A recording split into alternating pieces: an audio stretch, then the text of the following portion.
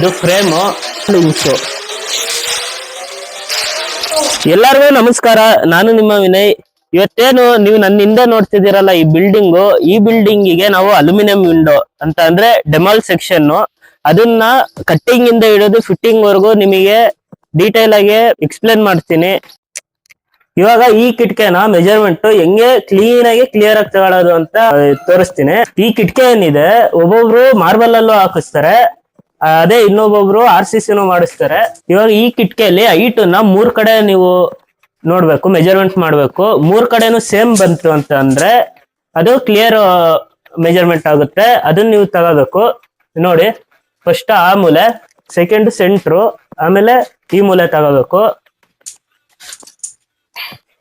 3 ಕಡೆನೂ ಒಂದೇ ಮೆಜರ್ಮೆಂಟ್ ಬಂತು ಅಂತ ಅಂದ್ರೆ ಅದು ಪಕ್ಕಾ ಮೆಜರ್ಮೆಂಟ್ ಆಗಿರುತ್ತೆ. ಅಗಲದಲ್ಲೂ ಅಷ್ಟೇ.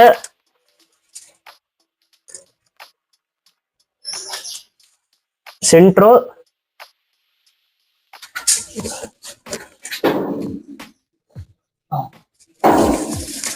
ಈ ತರ ನೀವೇನಾದ್ರು ಮೆಜರ್ಮೆಂಟ್ ತಗೊಂಡ್ರೆ ಫ್ರೇಮು ದೊಡ್ಡದಾಗ್ಲಿ ಚಿಕ್ಕದಾಗ್ಲಿ ಒಂದೊಂದು ಹೋಗಲ್ಲ ಫ್ರೇಮ್ ಒಳಗೆ. ಆ ತರ ಪ್ರಾಬ್ಲಮ್ ನಿಮಗ್ ಬರಲ್ಲ.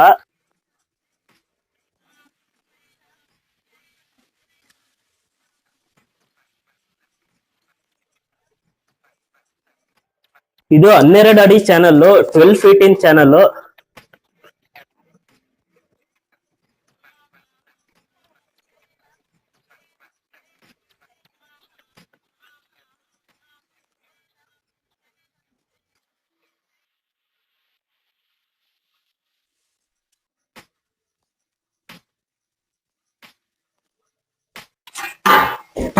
ನೋಡಿ ಇಲ್ಲಿ, ಇದು ಫ್ರೇಮ್.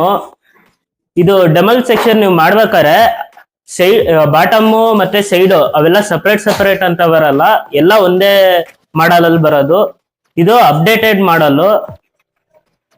2 ಸ್ಲೈಡಿಂಗ್ ಗ್ಲಾಸಸ್ ಬರುತ್ತೆ, ಒಂದು ಮೆಶ್ ಬರುತ್ತೆ.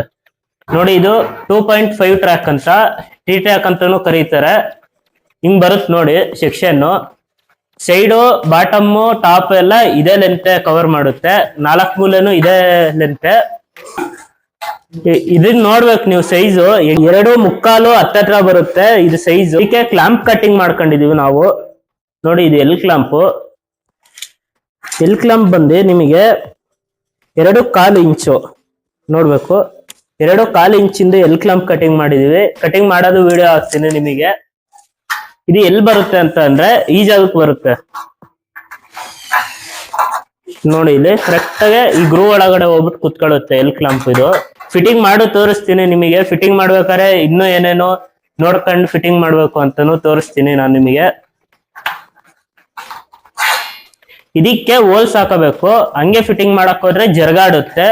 ಮೂಲೆ, ಈ ವಿಂಡೋದಲ್ಲಿ ಮೂಲೆ ಮುಖ್ಯ ನಮಗೆ. ಅದಕ್ಕೋಸ್ಕರ ಇದಕ್ಕೆ ಕ್ಲಾಂಪಿಗೆ ಹೋಲ್ ಮಾಡ್ಕೊಂಡ್ರೆ ನಿಮಗೆ ಏನು ವೇರಿಯೇಷನ್ ಬರಲ್ಲ ಕಾರ್ನರ್ ಅಲ್ಲೆಲ್ಲ.